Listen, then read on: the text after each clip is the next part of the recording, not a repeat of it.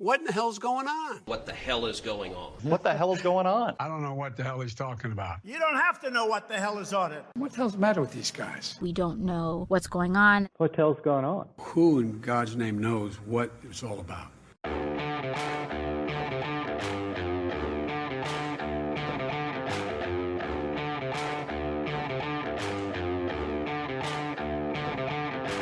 Hi, I'm Danielle Petka. And I'm Mark Thiessen. Welcome to our podcast, What the Hell is Going On?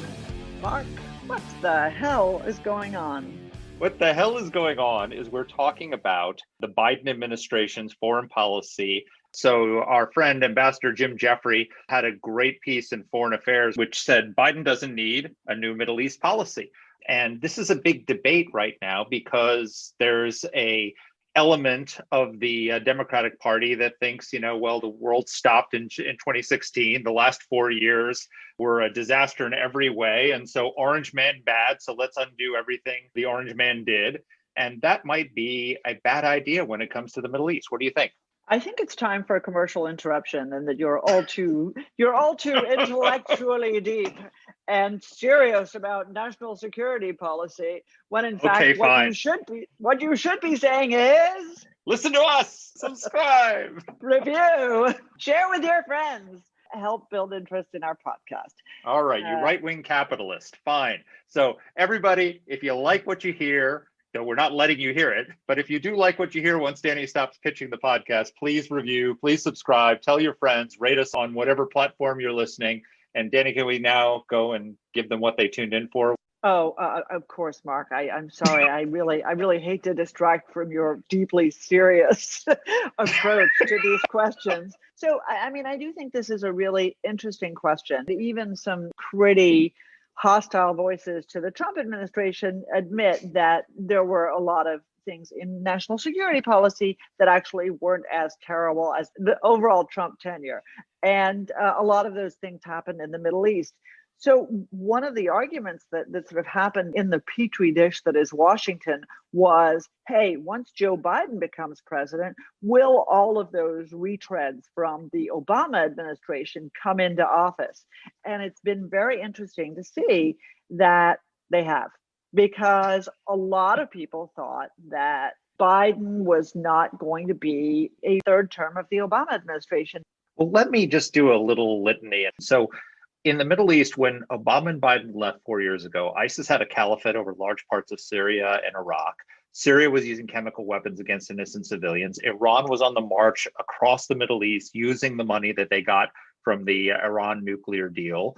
And there really was very little prospect for peace in the Middle East.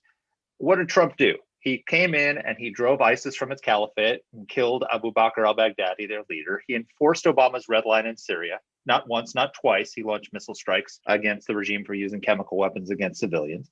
He reimposed crippling sanctions on Iran, which forced them to cut funding for terrorist proxies across the region, took out Qasem Soleimani, their terrorist mastermind. He moved the U.S. Embassy to Jerusalem, recognized Israeli sovereignty over the Golan Heights, which Democrats said would all destabilize the region and put peace out of reach. And instead it did the opposite. He brokered not one, not two, not three, but 4 Arab-Israeli peace accords, the first in more than a quarter century. That's accomplishment, quite frankly, that's worthy of a Nobel Prize.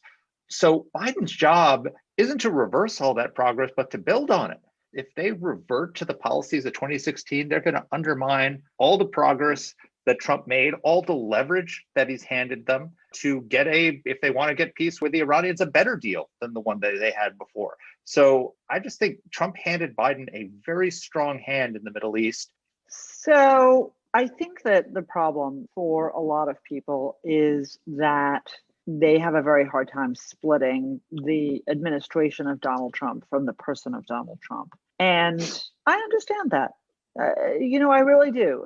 You and I have made no bones about the disgrace with which Trump left office. And I think for a lot of people, it's hard to admit that anything good has happened. And I think there are a lot of those folks inside the Biden administration now, who have lived through this last 4 years in which we've seen a truly deranged attitude which unfortunately Trump validated at the end, but which characterized all the sort of assessments of his tenure. This is the piece that I wrote a couple of days ago about Yemen. Biden wants to do things in Yemen that are inimical to our interests. And one of the main reasons he wants to do them, I would argue, is because not Trump. Now, not Trump is just not a foreign policy, but that is the reality of what is going to guide a lot of this. And I think that the only thing that we can really watch for is that those in whom the Biden administration repose their trust, the Houthis, right? The Houthis, Iranian Shiite proxies in Yemen, were designated by Donald Trump the day before his administration ended as a terrorist organization. The Biden administration said they were going to lift that designation. Within 2 days of that announcement, the Houthis launched 4 armed drone attacks on civilian targets. The Biden administration made clear in outreach to the Iranians, even before he was sworn in as president, that they wanted to start to reopen questions of the JCPOA, maybe lift some sanctions, maybe get some financial relief in. What happened? A man who has been working closely with the United States for many years was murdered by Hezbollah in Lebanon. What happened? An American contractor was murdered by Iranian allied forces in Iraq. This at least should wake these guys up to the fact that all is not as they saw it when Donald Trump was president. I agree with you, but it's also, we have to keep in mind that the idea that you can separate the good things about the Trump administration or the person of Donald Trump isn't quite right, because people are complicated. And the reality is we've both been extremely critical of the president's behavior since the election. But the ability to achieve the Abraham Accords, for example, can't be separated from the person of Donald Trump. Because you love when I bring my Rumsfeldisms into the podcast. But one of the lessons that Rumsfeld's rules is that a lot of things get done in Washington because they're on autopilot, because that's how they've always been done. And so what was on autopilot in the Middle East was you cannot move the U.S. Embassy to Jerusalem because that's going to be destabilizing. John Kerry said moving the U.S. Embassy to Jerusalem would create an inferno in the region and put peace out of reach. Opposite happened. And someone like Trump comes in who had never served in government, who was a businessman, who wasn't steeped in all of the striped pants orthodoxy of how Middle East policy was done. And he appoints his son-in-law, Jared Kushner, who has no foreign policy experience whatsoever, in charge of Middle East peace. And he read a bunch of books on the Middle East to get smart on it. And they accomplished what all the Middle East experts couldn't. So I think there's a little bit of humility that this new incoming administration needs to have, which is, you know what? John Kerry didn't get Arab-Israeli peace agreements when he was Secretary of State. John Kerry didn't achieve all these things. Jared Kushner and Donald Trump did it. And maybe they ought to look at that with a little bit of humility and say not everything that Donald Trump did was bad, and not everything about the way Donald Trump approached foreign policy was bad, and that we have inherited a strong hand and we need to use it in the right way, rather than trying to go back and say, let's just pretend this whole 4 years never happened. There's parts of American public policy where I'd agree, I wish that was true, but in many cases, and particularly in the Middle East, it's not true. We're in a better position now than we were 4 years ago when the Obama-Biden administration left. And they've got enormous leverage with Iran right now. They've got enormous momentum towards Middle East peace. If they bring the wrong attitude, they're going to blow it. I wish that the expression "a little humility" went with any single personality that you mentioned there, because that's not been my experience. John Kerry, little humility. I don't think so. But look, don't listen to us, guys. The right thing to do is to listen to people who actually had this experience, people who went down this road and have been down it many, many times. And, and not to listen to failed ideologues like John Kerry. That's why we asked Ambassador Jim Jeffrey to join us today.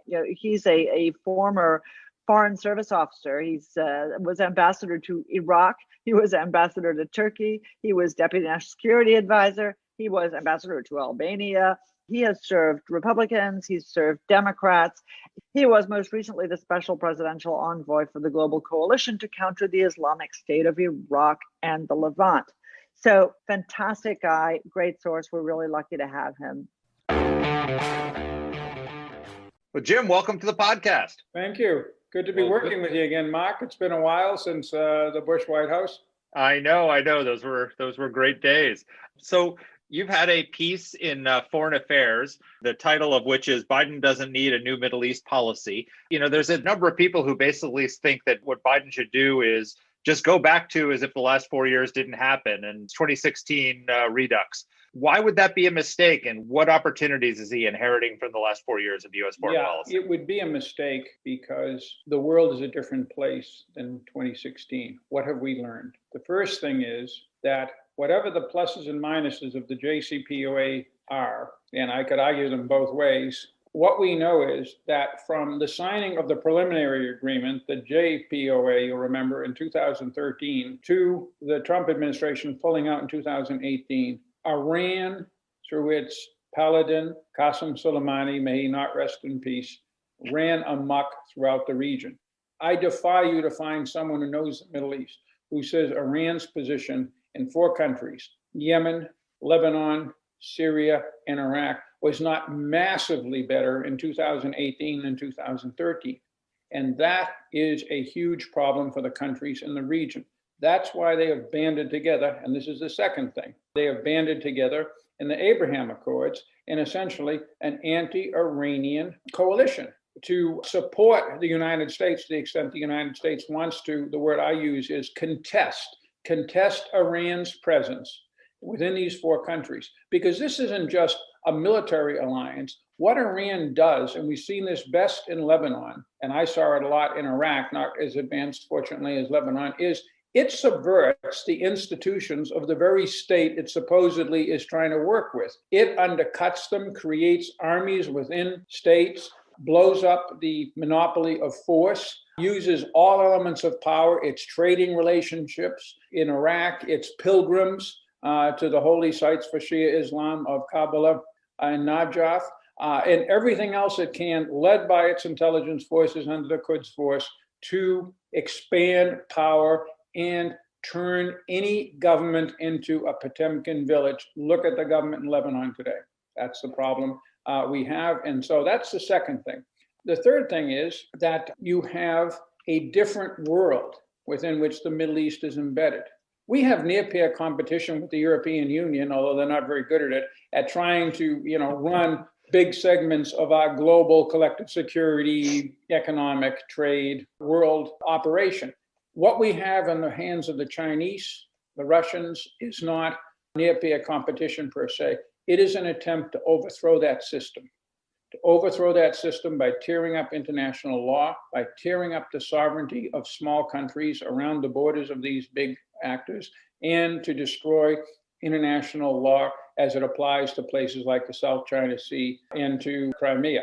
So within that context, Iran's mini-me version of China and Russia in the Middle East is yet another reason, because what Iran is trying to do, and on the margins in the Middle East, Russia, in Syria, and in Libya, is to overthrow the regional collective security system that we set up in 1974, and with so much effort and blood have managed to maintain in a very, very chaotic, dysfunctional region ever since.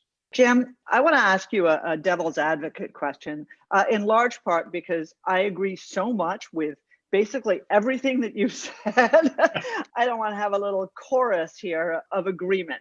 I think if we had to turn to, your friend and mine, Rob Malley, who has been designated as the Iran Special Envoy in the Biden administration, Rob, without speaking for him, would probably say all of those things are true. But let's not forget what our priority is. Our priority is American national security, and the most potent threat to American national security is the Iranian nuclear weapons program. And that's why we got to go back. We got to go back 4 years and try to put this baby back together again. What do you say to that? I would say that the Iranian danger to the United States, with or without nuclear weapons and a delivery system that would carry them 8,000 miles, is an extremely far stretch. I'm not even sure I would accept that with North Korea. First of all, North Korea yet doesn't have those capabilities. They were on the point of it 4+ years ago, but they didn't move much in the last 4 years because they were under pressure. But even with North Korea, a regime that I do think is totally irrational, I think it's very important to stop their nuclear programs. It would be my highest priority with North Korea. But with Iran, it is an important priority, in part to stop other countries from following suit, in part from the prestige and power it gives them, in part because, frankly, Danny, I could be wrong. But I think that rather you have to think that preserving the American established and led security system in the Middle East is also very important. Now, dealing with Iran's nuclear systems one way or the other is part of that security system, but dealing with Iran's other activities also is this. And the problem is, if you say, well, one thing Iran does really troubles us, so we got to focus on that, you're giving away the game to the mullahs.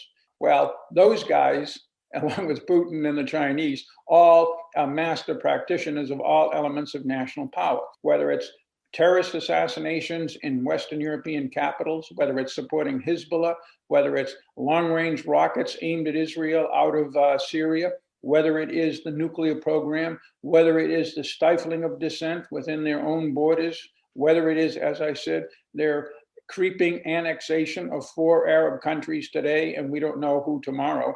All of these are part of a program and a plan. If they get blocked on one, they'll move to another. They got blocked, at least temporarily, on having a nuclear weapon, if that was their intent. They certainly kept the option open, as we know from what the Israelis told. They said, fine, but in return for that, the Obama administration is letting us have a free sway through the region. To quote President Obama, to I think it was Jeff Goldberg in the Atlantic, Saudi Arabia just has to learn to share the region with Iran. That is not something we ever told our NATO allies. You're just going to have to share not Eastern Europe, but Western Europe with the Soviet Union, or Japan, Taiwan, Korea, Philippines. You're just going to have to share the first island chain with China. That is the problem. So therefore, my argument would be, okay, tell me how you're going to go back to the JCPOA. Tell me what you're going to do to continue to confront and challenge, to contest, as I say, Iran in these other areas while you're doing the JCPOA. In and of itself, other than the money that Iran gets and the prestige it would get from negotiating with us, going back to the JCPOA, it doesn't do very much. Even if you do the JCPOA, that doesn't mean you have to give up all of these other things. So continue doing what we've been doing in Syria, in Iraq, in Yemen, which of course they've managed to stop much of what we have been doing in the last week and a half, and continue insisting that Lebanon act against the stranglehold Hezbollah has on it before the international community will bail it out. Those are good policies. Those would be consistent with recognizing that Iran is a multifaceted threat to the region, not simply a nuclear problem. So you raised the analogy with the old Soviet Union. So let me ask you about that. So isn't this really a classic liberal conservative difference between those who said that the way to deal with the Soviet Union was through arms control versus those who said the way to deal with the Soviet Union was through deterrence, and that deterrence puts you in a position where you can get better agreements at some point because we did pursue arms control. The people who are arguing for the JCPOA are the same people who are saying we need détente in the 80s when Ronald Reagan was saying, no, we need to win. We need to put maximum pressure on them and deter them from adverse behavior. And then once you've done that, you can get better agreements. Is that a fair assessment of what the difference is in philosophy? You're absolutely right, Mark, but I would put it a different way, because arms control, including the JCPOA and including some of President Reagan's initiatives, including the denuclearization proposal in Iceland and in Reykjavik, and of course the INF Treaty, were done on his watch. And believe me, he didn't feel he had to sacrifice containing and deterring the Soviet Union while doing these things. That is the core thing. And to put it in its real context, I'll turn to Henry Kissinger, who had 2 quotes that sum this up nicely. On Iran, it's Iran has to decide. Jim Jeffries' variant is we all have to decide, beginning with this administration, is Iran a country or a cause? And in Kissinger's response, another guy who did a lot of arms control treaties, what he said about the Soviet Union is absolute security for one nation is absolute insecurity for everybody else. Many people who looked at the Soviet Union back in the day and look at Iran today see a state that's a rational actor. I think Iran is a rational actor too, but in its own ideological way. They see it as a rational actor, not too different from us. No one more so than Barack Obama. That if they can learn that we aren't out to overthrow them, we're not thinking of plan, Mossadegh overthrow 2.0. We want to work with them. They will then give up their silly behavior that's mainly a response to our imperialistic behavior. I disagree with that. It's unfair to a guy like Qasem Soleimani, who put a rocket into my house one day, 2 months after he put a rocket into my deputy's house, because whatever message he was trying to send to us, I didn't get it when my deputy's house got hit. So he figured he had to be a bit more explicit. These guys fought for 6 years in the 1980s against Iraq. People think they were defending their country. They had finished defending their country by about 1981. The next 6 years were on a jihad, or we would say crusade, to seize the oil fields and the Shia population of Iraq as part of their expansionist agenda. They believed in what they were doing, just like the early Soviets in the 1920s believed in what they're doing. Give them credit. That guy died doing what he loved to do, expanding Iranian influence at the expense of everybody else, beginning with Washington. Let's accept that and deal with it. What was the impact of the Soleimani elimination in terms of deterrence with Iran? How important was that event in Middle East history? Very, very important. We saw that there was a rocket attack and an American killed yesterday, and that's both tragic and something that we're going to have to respond to. How, why, and where, that's what this administration is sorting out right now.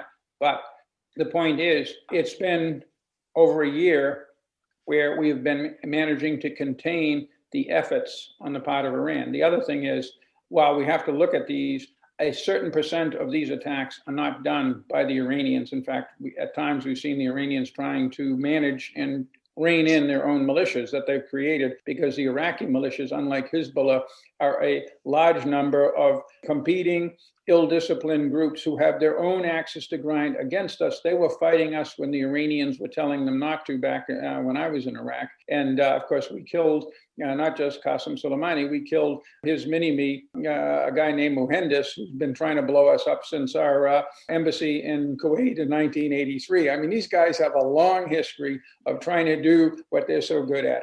So what we did do is, not every time you take out a terrorist leader, and Qasem Soleimani was a terrorist, do you have a major effect. We didn't have a major effect taking out either Osama bin Laden. We didn't have a major, although it felt good, we didn't have a major effect taking out Zarqawi.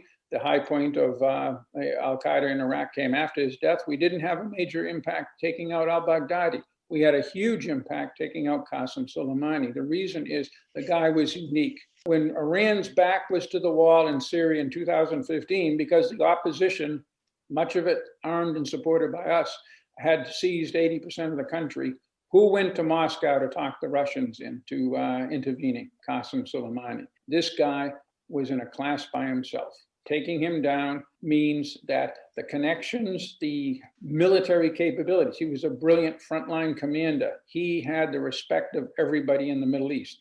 That's gone. And the fact that Iran has done nothing significant to respond to it is almost as much a prestige loss as losing him in the first place.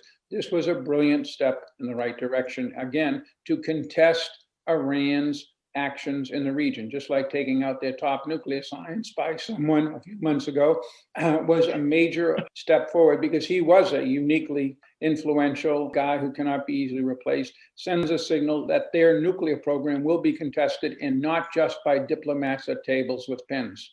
So we're talking about the good things that happened in the last 4 years, the things that maybe changed the course of history in the Middle East. But there were some bad things, and Mark and I have both alluded to them in recent years.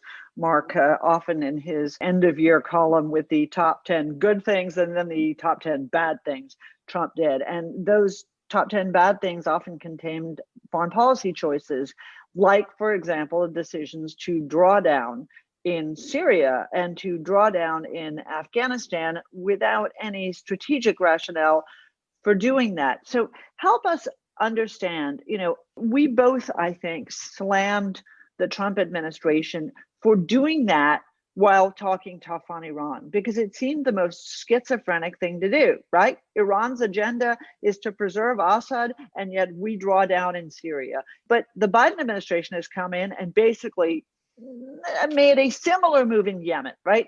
Our agenda is to push back on Iran, but they're basically helping out the Houthis, taking them off the terrorism list and yada, yada, yada. What should be the right posture that we have in these countries that you worked on so hard? I have a long history of opposing withdrawing from any place. You'll remember one of the first things Jimmy Carter came up with was a withdrawal from Korea. And at the time, Don Gregg, who was a senior CIA officer, future ambassador to Korea and many other things, and others worked very hard to reverse that. In the end, one of the 50 battalions was withdrawn. The point is, the president decided 3 times, spring of 2018 before me, December of 2018 when I was actually in Syria when the word came down, and then in October of 2019 to withdraw our troops from Syria. They're still there. Why are they still there? Because in each case, particularly the last 2, we were able to explain to him the Iran-related secondary purpose of those forces. The argument he was getting by the people whose job it was to explain why troops are any place, the Pentagon, is, well, they're fighting ISIS under, the authorization for the use of force 2001.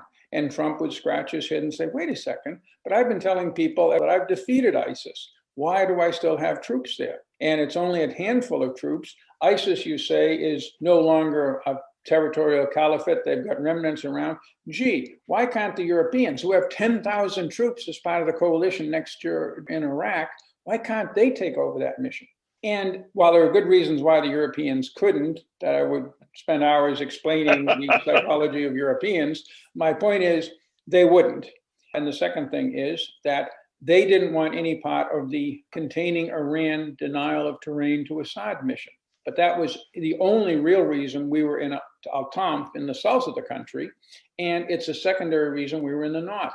Once we explained that in various ways by various people to President Trump, he kind of got it.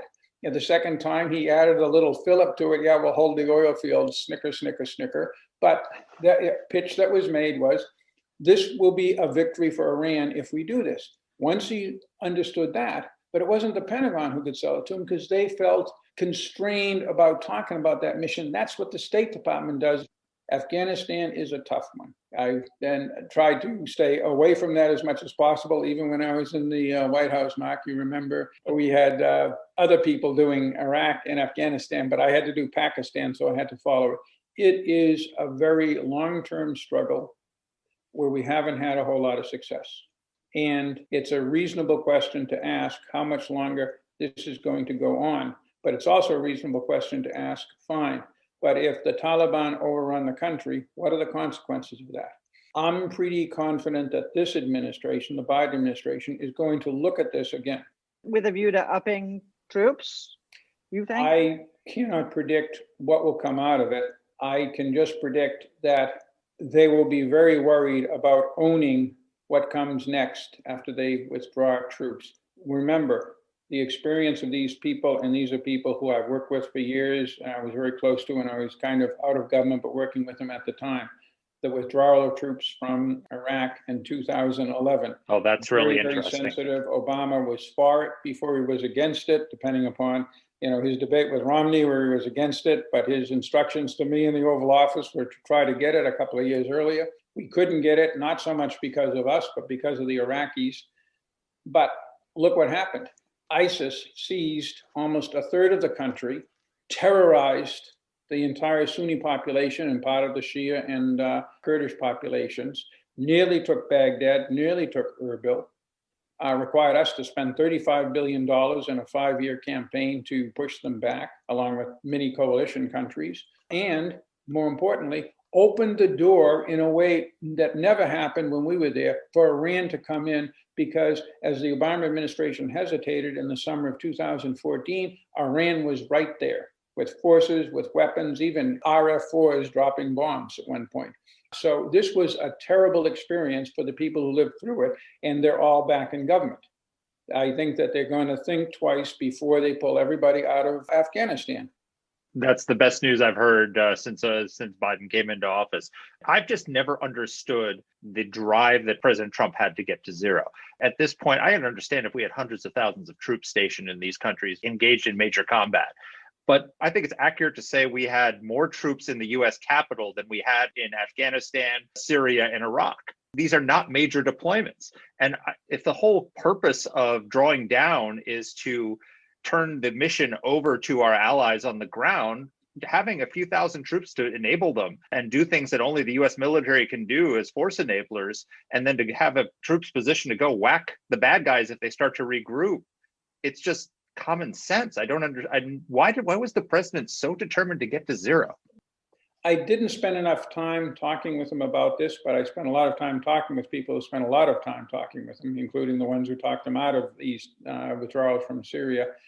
And I would put it more general, not personalize it with Trump or even his base. I would say that many, many Americans could not understand why we committed forces again and again after the bad Vietnam experience, after the bad Beirut 1983 experience, why we kept committing forces to internal conflicts that we have not been very good at resolving in our favor, either militarily or in terms of the underlying socioeconomic and particularly political dynamics. They have a point. As one of the people who've been out there more than anybody else, we are not good at doing it. The only consolation for us is I know of nobody else who is good at doing it. Certainly Assad, the Russians and the Iranians are not good at, pacifying Syria other than their ethnic cleansing of half the population, which is what they've had to do because they have no way to do this. This is very hard stuff. It's very hard to explain how it serves our national interest. I can make the argument. I could make the argument back in 1972 with Vietnam, but it's a hard argument to make. The other thing is, what Trump was focused on and what this new administration is going to have to be focused on, but the Obama administration was not. That was the third element I said, is the challenges to our global security system by near-peer military political competitors. That is Russia and China. They're competing and they're close abroad where they can bring many military advantages to bear. They only have one front each against us. We have multiple fronts. And I think that not only Trump, but before him with his pivot to Asia, President Obama felt that it's time to, why do we have 70,000 troops in the Middle East when we need particularly some of those systems? So I think the combination of it's not serving any long-term American interest. We can debate that, but I think that a lot of people think that. Secondly, a really compelling interest is dealing with China and Russia. However, when you get down to a few thousand people, the costs, particularly the casualty levels we've seen, are very, very low.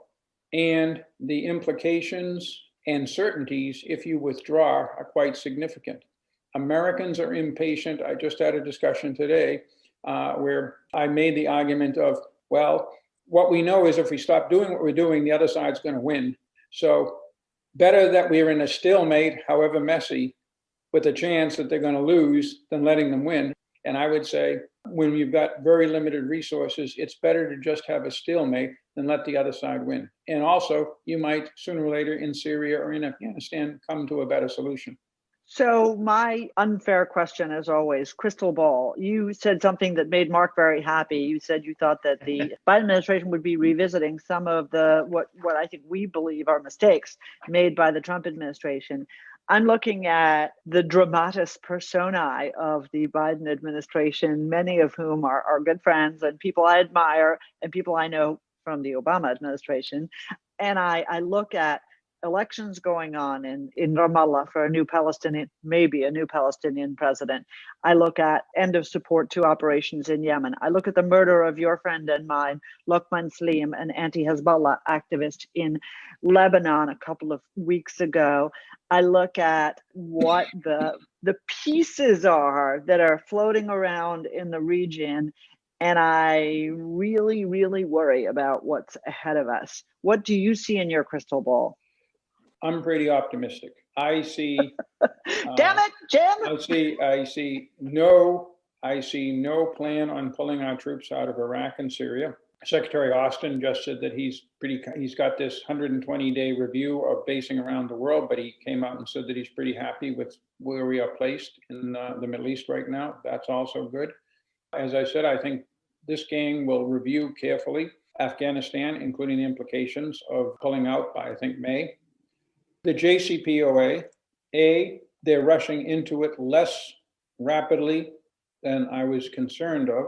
And I think they realize that they're going to have to deal with Iran in the region, perhaps not with my word contest, but they did not have a happy experience with the Houthis after they took 1, 2, 3 steps to reach out to them. They're certainly not going to be happy with what happened in Iraq. And the conclusion I think these people will come to, because they're rational thinkers, and many of them supported military action when it was necessary. Many of them were opposed to it when I thought it was less necessary, and that's good. So they're open-minded either way. I think they're going to realize that one way or the other, they're going to have to contest with our partners, and we already have the partners in a package. It's called the Abraham Accords, against Iran in the region. Now, the argument, and this is where anybody who's doing the JCPOA will sooner or later land on, is, but well, in order to maximize the chances to get a JCPOA, we have to be very careful what we do to Iran anyplace else. That was the thinking back in 2015 and such. People will deny that, but you look at the evidence, the premature dismissal of General Mattis, actions in Syria and elsewhere, and I think that's an accurate assessment. I think that there will be a debate about it, but I don't think that the people who want to simply ignore everything else Iran is doing and put a priority of action on the JCPOA. Again, they seem to be going slow, and of course, they've put themselves in a position, Iran has to move first, that is going to preclude, I think, rapid movement. There are ways around that position that clever diplomats can think up. But for the moment, it's a pretty hard and fast position that, as President Biden has said it repeatedly himself, like any president, he's going to be reluctant to back off of it. So my exit question, the reason I think you can be so optimistic as you are is, and you're too humble to say it, but is that because you and the previous administration left the new administration a pretty strong hand in the Middle East. And both in terms of containing Iran and deterring Iran and the maximum pressure campaign.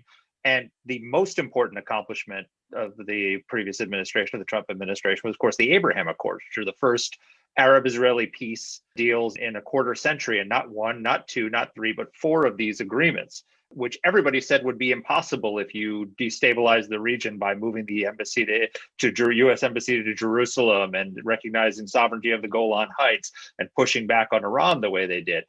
Now we've got a new administration, and Trump, before he left, said that there were a number of other agreements in the works to build on that. Do you think that they are going to be able to succeed in expanding the Abraham Accords to other countries? What are the prospects for that? And if they don't do that, is that a blight on their record? Any new administration, including the many that I've been involved in, has an initial period where you're so excited about having that job, having security clearances, reading top secret code word stuff, that you actually think you can do everything. Whereas everybody knows that an administration at the highest levels, at the presidential level, in foreign policy does 1 or 2 things per 4-year term at best. You know, with Bush in the first 4 years, it was Iraq and fighting terrorism. There was no other major foreign policy initiative that he had to take charge of and put a lot of time and effort into. It was more diverse in the kind of cleaning up the first 4 years and the second 4 years. But again, getting the right agreements on Iraq was crucial to him. I think that the Abraham Accord countries and the outliers, mainly Turkey, which is much in the news in the last 24 hours, you'll see the sort of competing State Department statements on the Turkish incursion into northern Iraq, pose a problem to the administration because all of these countries, Turkey, Saudi Arabia, Egypt, are problem children from the standpoint of what they're doing internally and to some degree what they have done in the past, Saudi Arabia in the region, although I think the Crown Prince is trying to rein that Salafist Wahhabi influence in, and what President Erdogan is doing now. Plus, with Israel, the problem is the new administration would like to see some kind of progress on the Palestinian front, which is unlikely with this current Israeli government. So that's a problem, yet you cannot contest Iran in the region. You cannot even have a military presence in the region without doing it by, with, and through these four countries and a half a dozen others that follow with them. The rest of the GCC, Jordan, Iraq, Northeast Syria, a couple of others are out there. So they're working their way through this. I'm convinced that in the end, they'll realize that these countries are absolutely important to American security interests in the region, combating terror, ensuring a free flow of hydrocarbons, which we may not need them from the Gulf anymore, but the rest of the world does for the next 10 to 20 years, managing the move towards weapons of mass destruction, and standing up for partners and allies, which is indivisible. You walk away from your partners and allies in the Hindu Kush or in Syria or in Yemen, you are going to make people in Poland and people in Korea very nervous. That's what we've seen ever since the 1940s. You've been so generous with your time. Thank you very much. No, thanks for doing it. I mean, I've been reading these things for years. Well, you've only been doing them for a couple of years, I think. And they've really been interesting, and it's really good. I'm really happy to be part of it. And we hope you'll come back again. Sure. All right, Danny, that was terrific. I could have gone on and spoken with him for another hour because he's such an accomplished and fascinating guy. And if you like that interview, I urge you to subscribe to the podcast. Rate us on Apple Podcasts or wherever you get this podcast, and tell your friends. There's your commercial interruption, Danny. So let's talk about what we discussed. One of the things I wanted to pick up the thread on was this whole drive to zero, right, in the region. And, the idea that the Americans look and say, what are we doing in all these countries? We're not good at nation building. We shouldn't be doing it. Why are we there? One of the problems I think we have is that for the last 12 years, if you count the 8 years of Obama and 4 years of Trump, is that we haven't had a president answering that question, right? So Americans, we've talked about this many times, are reluctant internationalists, right? They're not looking to go out and slay foreign monsters, but if you make a case that our national security is at risk, they are willing to use force and to project American power. That's sort of a Jacksonian, back to Walter Mead's essay on the Jacksonian revolt, Jacksonian America, not looking for war, but if you mess with the United States, we're going to put a boot in your rear end. And nobody's been explaining, either Republican or Democrat, for 12 years to the American people, saying, we have an interest in being in these places, not in with hundreds of thousands of troops, but a few thousands of troops in these countries, because if we don't, then they're going to come and get us here at home. So, it's an abdication of leadership on part of both Obama and Trump that has put us in that position. So one of the most interesting things to me is how we sustain this conversation, understanding that we haven't won in any of these places. It's a legit question. We beat ISIS. We have won. Hang on a second, okay? First of all, we beat ISIS up to a point, but ISIS is in the process of coming back in Syria, my friend, and not just in a small way. We beat them, sure, but they're coming back. If we don't keep our boot on their necks, they are. But right now they're beat. And we drove them out of their caliphate. And I'm sick. We're winning so much. I'm sick of winning, Danny. Oh, well, I'm glad to hear someone thinks that. Afghanistan, we've been there for creeping up on 20 years now, Mark, which is staggering. And I would argue that the biggest problem is that everybody has reduced all of these discussions to ones about troop levels. Should we have 2,000, 2,500? 16,000. No, I'll just counteroffer with 30,000. And I would just say, that is the way Obama saw it. That is the way Trump saw it. And I'm afraid that that's the way that Biden is going to see it. And it is a complete corruption of what our military is about and what fighting wars is about. Wars are not won because you have 5,000 or 10,000 or 2,000. Wars are won if you have an effective strategy. And the problem from my perspective is, first of all, what you said, which is that there has been zero effort made to build a constituency for these actions among the American people. Instead, our leaders like to lie to the American peoples. I'm going to be the one who ends all these wars. BS you are.